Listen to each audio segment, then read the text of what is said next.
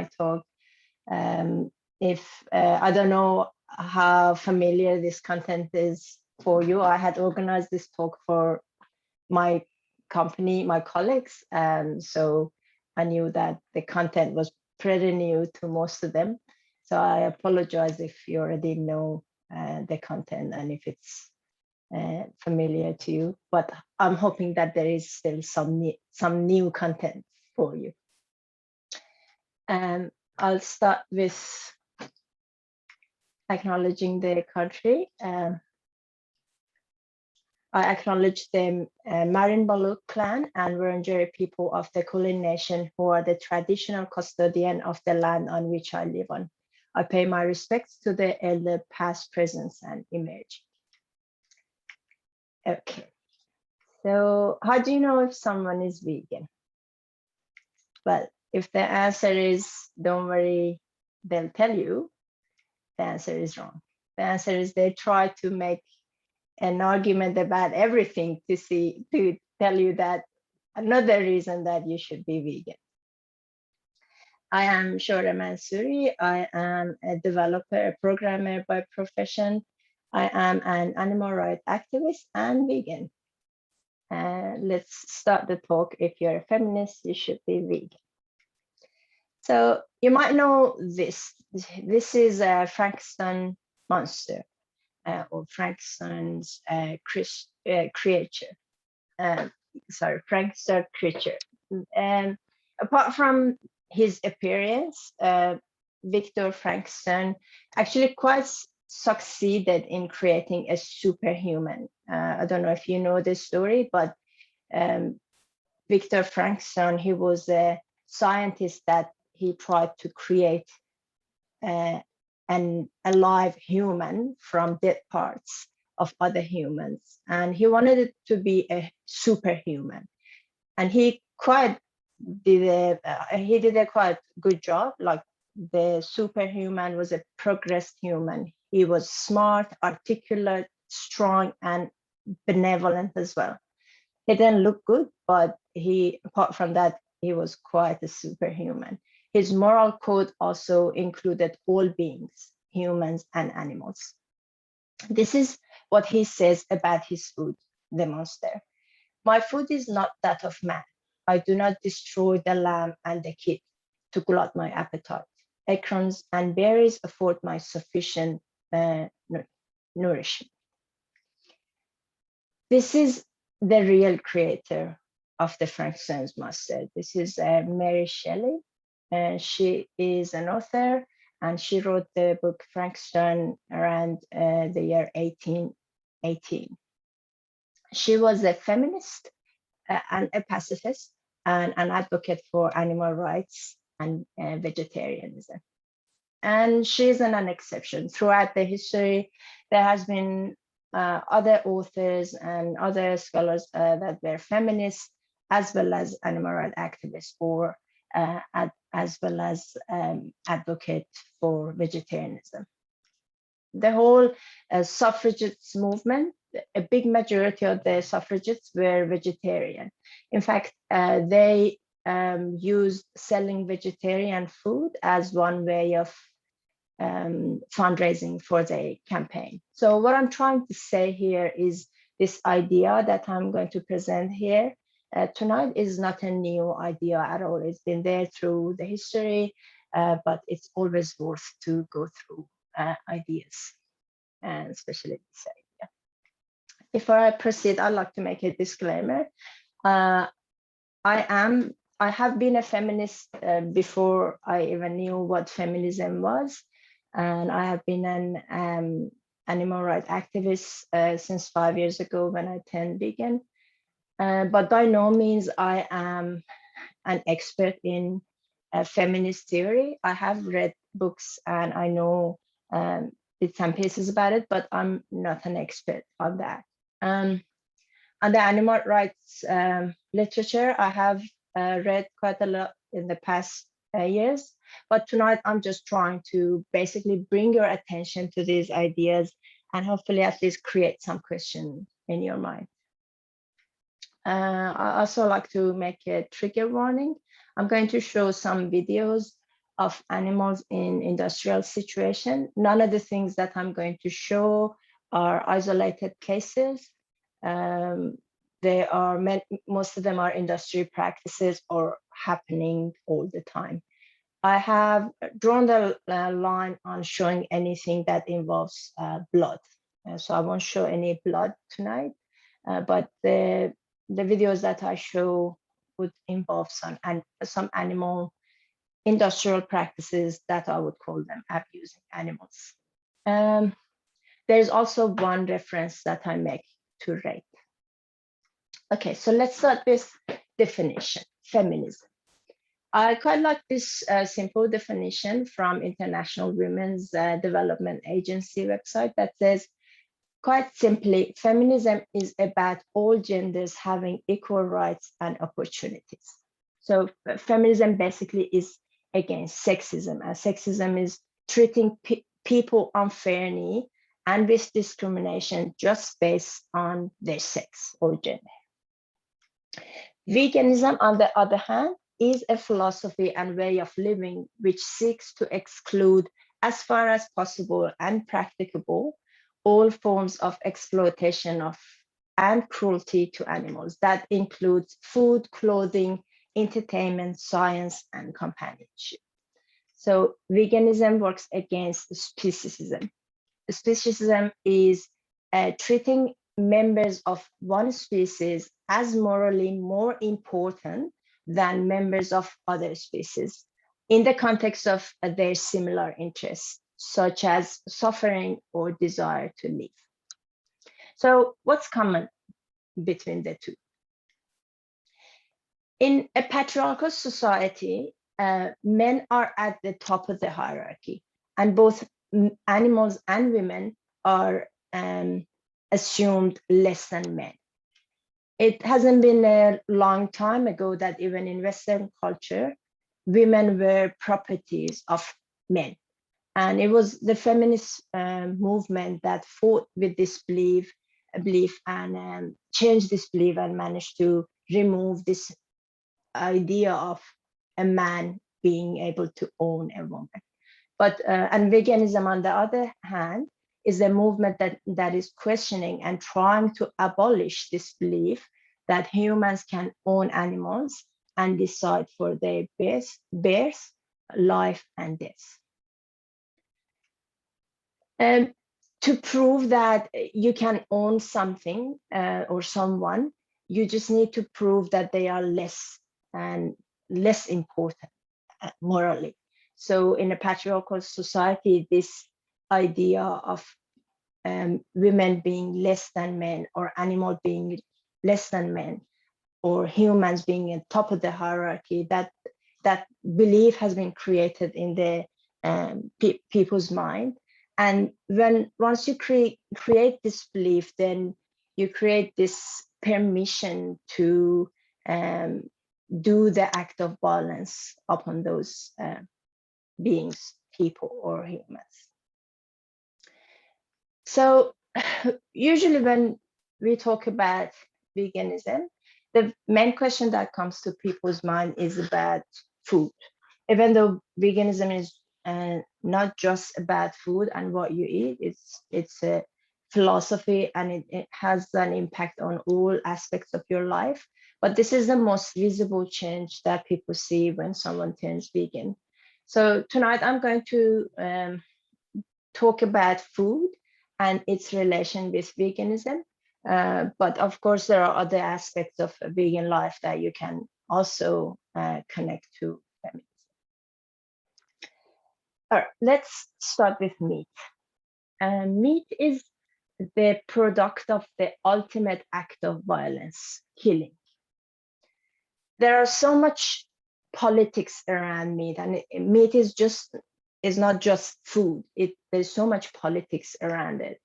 This book, The Sexual Politics of Meat, it's one of the important references, or one of the best references in the area of feminism, vegetarianism literature. And the author of this book, Carol J. Adams, she argues that before humans started hunting, and they were just gatherers basically, women were doing most of the work, and societies back then were more egalitarian. Like the food was gathered mostly by women, and it was shared amongst everyone quite equally.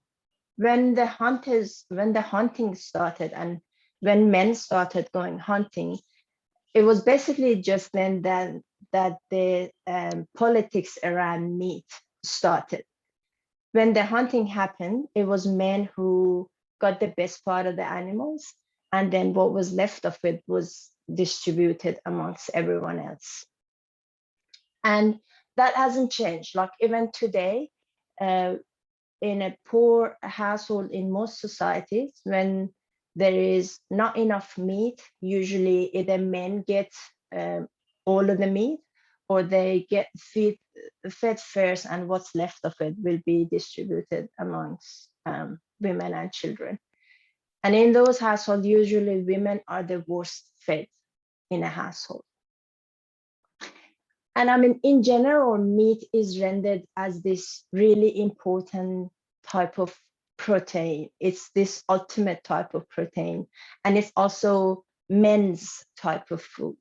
So even today, if you just try and search for Father's Day recipes, this is what you would get, possibly something similar to what Google has shown me. As you see, it's just basically meat, different types of meat that are men's food or masculine type of food. And this is what you would get if you search for Mother's Day recipe. You hardly see any meat at all. It's just mostly vegetable.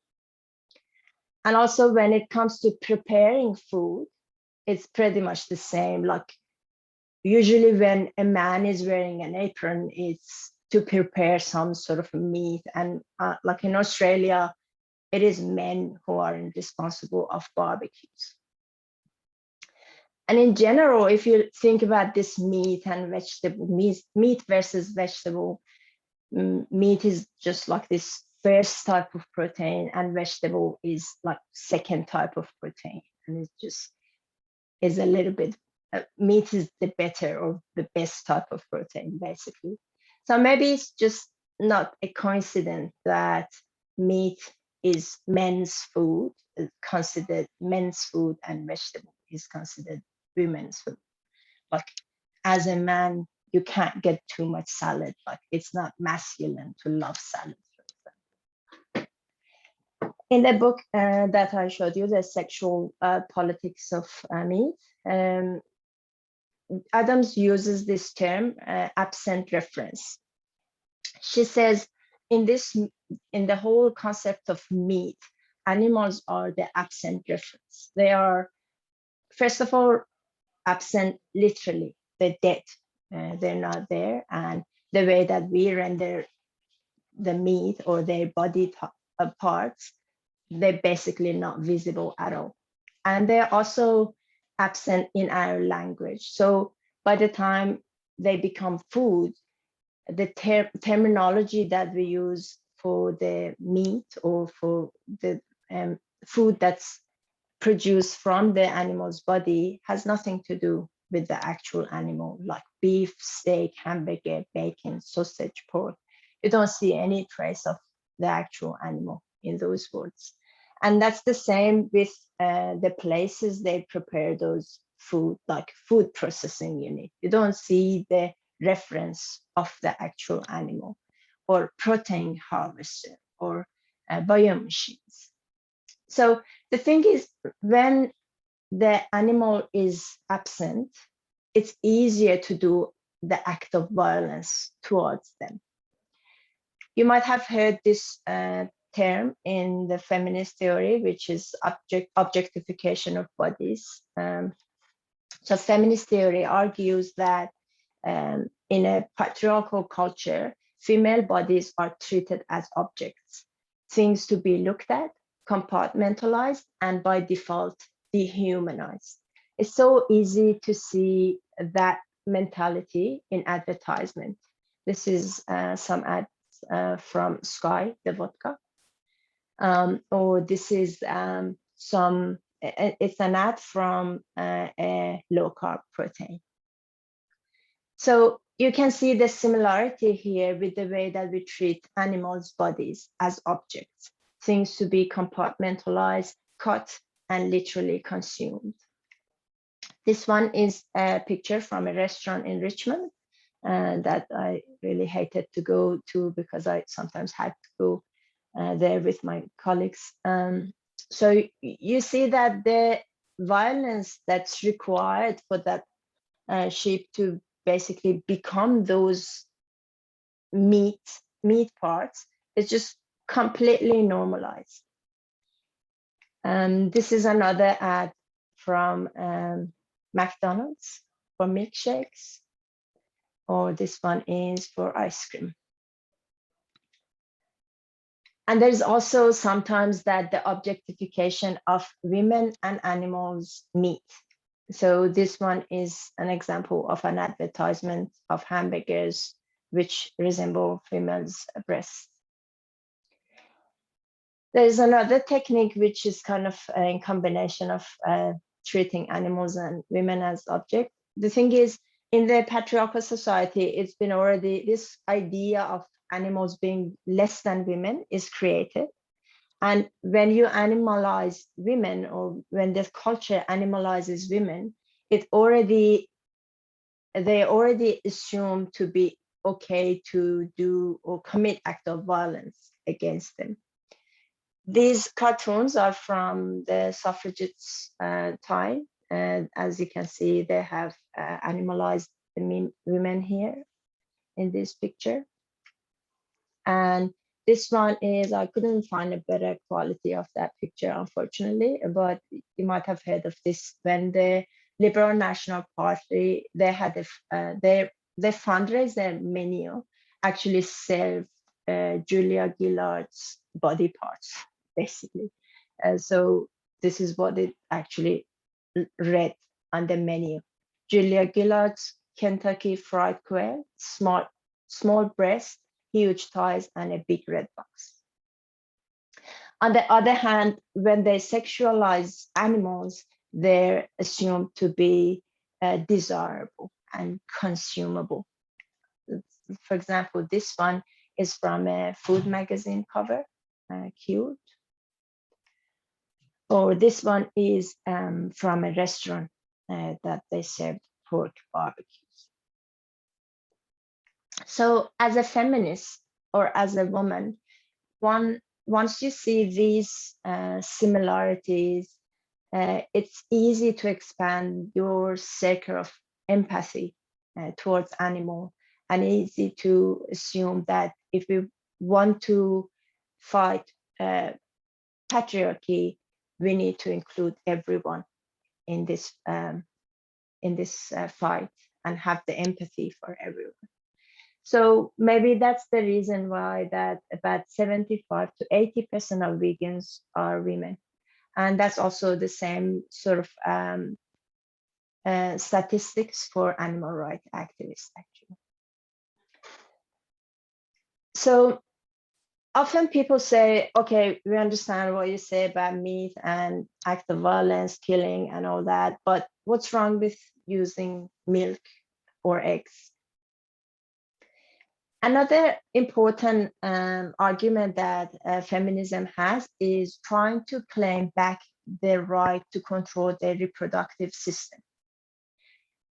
In milk and eggs, in dairy and eggs industry, there is an exploitation of female animal reproductive systems going on that I'm going to go through. So let's start with milk. Before I continue, I'd like you to read this quote from Dr. Melanie Joy. Actually, I read it for you.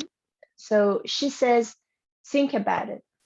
Virtually every atrocity in the history of humankind was enabled by a populace that turned away from a reality that seemed too painful to face. While virtually every revolution for peace and justice has been made possible by a group of people who chose to bear witness and demand that others bear witness as well. So as I said, I'm not going to show you any blood, or like I'm not going to show you anything in slaughterhouses or anything, but I'd like you to go and check for yourself the this website, farmtransparency.org, to see what happens to the animals in Australian farms and slaughterhouses and all different sections of the industry. I also would like you to try and watch Dominion documentary. It's available for free on YouTube. All right, let's get back to milk. This is where they use, this is what they use to impregnate cows. Up until about 1990s, they actually used to call this rape rack, and understandably, they have stopped using that term. To show you what actually happens to the animals, this is how they actually do it. This is an industry practice. They strain the cows, they can't move. They strain their head to artificially impregnate cows. I personally find this very disturbing to watch. As you can see, the cows try to move and try to resist, but they can't really move much because their head is strained. The last one, you can see quite well that she can't really move because her head is strained like that. So I think this is quite disturbing to watch, as I said, but even if that's not similar to, if that doesn't create the feeling of sympathy, I think this one will definitely do. I find it too similar to females' bodies.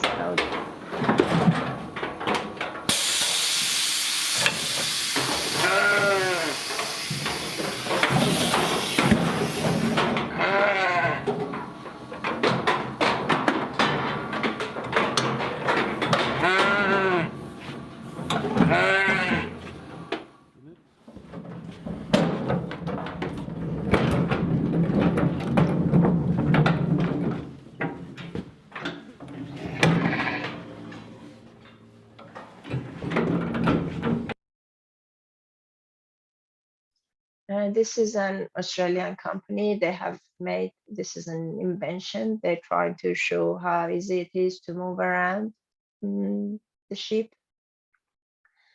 They use this for shearing as well as artificially impregnate the animals. As you can see, the other ones are watching in horror, waiting for their turn.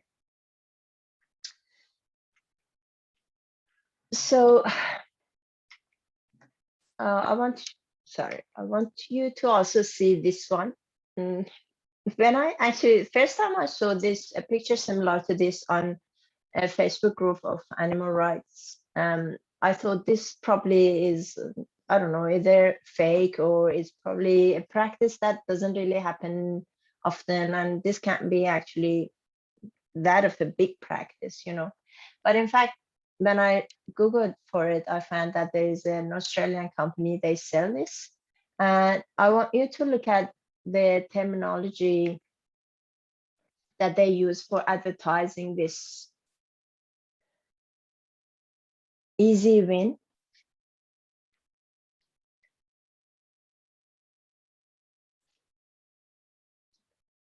So they claim that this is an easy way and stress-free way to win the calf.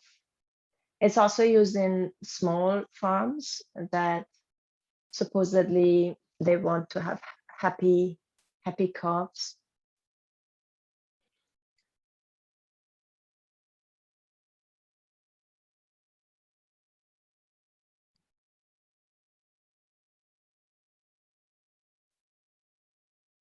Yeah, so you can see the marketing.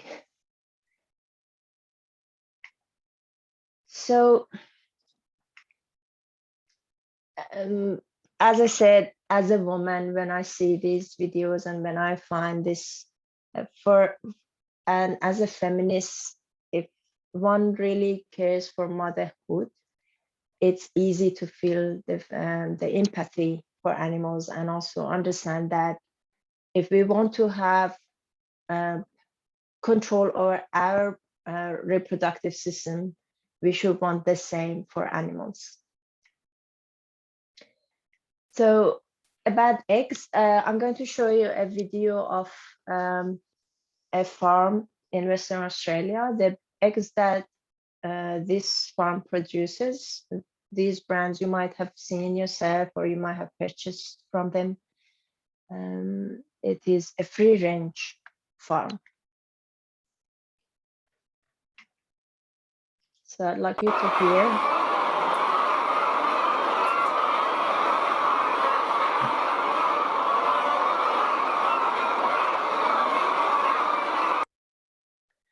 I haven't been to these farms myself, but everyone who's been there, or my friends who've gone there for rescuing animals, they say that you can't really breathe. It's quite stench. And one of my friends said that she was actually coughing for multiple days after she had a visit to one of these farms. It's also the same for chickens. They often suffer from this situation and they have breathing problems. I like to share the story of Heather with you. Credit to Vegan Rising for rescuing her and sharing her story with us. This is her when she was just rescued from a small farm, actually, a family-run business, not a big shed or anything. It was actually, they were allowed going out and everything. So she was actually free range in the sense that she could go and breathe in fresh air, but this is still how she looked. This is after some time that she was looked after and she was feeling a lot better. She was still suffering from pain and infection. So they had to send her to a surgery. And this is what was inside her body, 12 stock eggs in her body. The thing is, the chickens in the egg industry, their bodies are broken. And we, through years and years of selective breeding and genetic mutation, we have completely broken their bodies and they have turned into this egg producing machine. So comparing to their ancestors in nature, which is red jungle fowl, which they lay about 12 eggs per year. A chicken in egg industry, they lay about 300 eggs per year. And this is the story of 16 million Australian hens every year. I'm not trying to imply that male animals are not a victim in this industry. And it's the same with feminism, that in a patriarchal society, it's not just that women are the victims, men are also the victims. And it also has bad impacts on men in different ways. For example, gay men suffer a lot in a patriarchal society. Male animals are also a victim similarly in the industries like eggs and milk. I'd like you to watch this video from Animals Australia. These calves were born only a few days ago. They are just beginning to express their own unique personalities. Like us, some of them are inquisitive, some of them are social, some are shy. They were born for one reason: to keep their mothers producing milk. But now, the dairy industry has no use for them. Their story is one that few people know and one even fewer have seen. Over 3 visits to the Riverside Meats Abattoir in Victoria, investigators documented the fate that awaits most calves who are born into the dairy industry.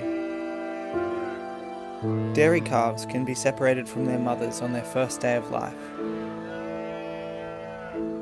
As early as their 5th day, they are loaded onto trucks and sent to slaughter. From this ramp, the calves are herded into the slaughter chute. It's illegal to use electric prods on such young animals, yet in this abattoir, they were used routinely, including on calves' faces. Calves are forced up the slaughter chute and into the restraint rollers before being killed. Workers shoved, prodded and pulled calves by their tails to move them up the chute.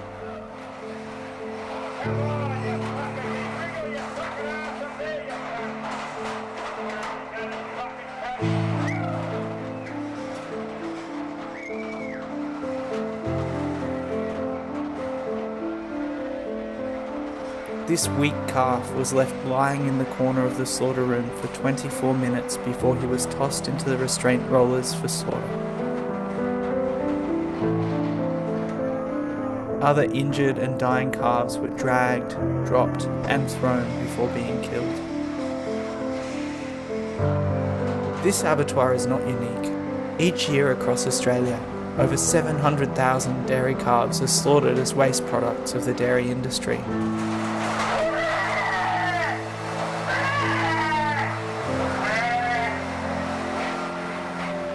Their fate is the result of demand for their mother's milk. But the choices we make can help end this. By reducing the demand for dairy, you can help prevent more calves from being born into this system of suffering.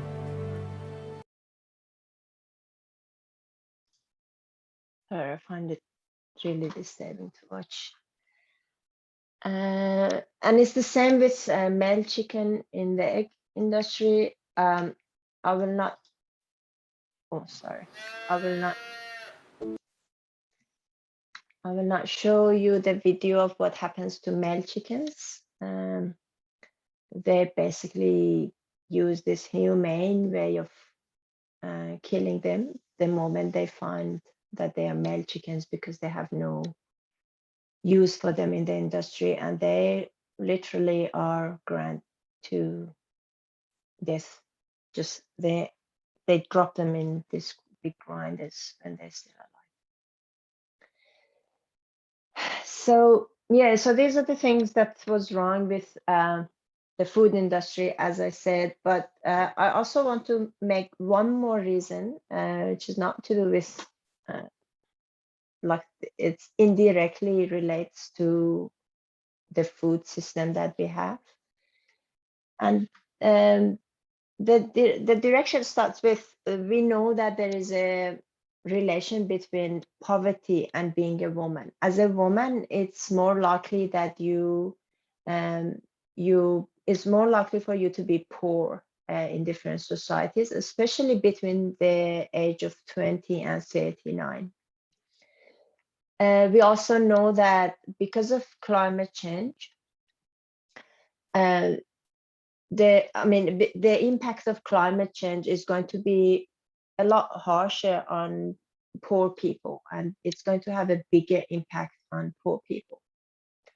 And also we know that animal farming is one of the biggest contributor in climate change. For example, 91% of animal agriculture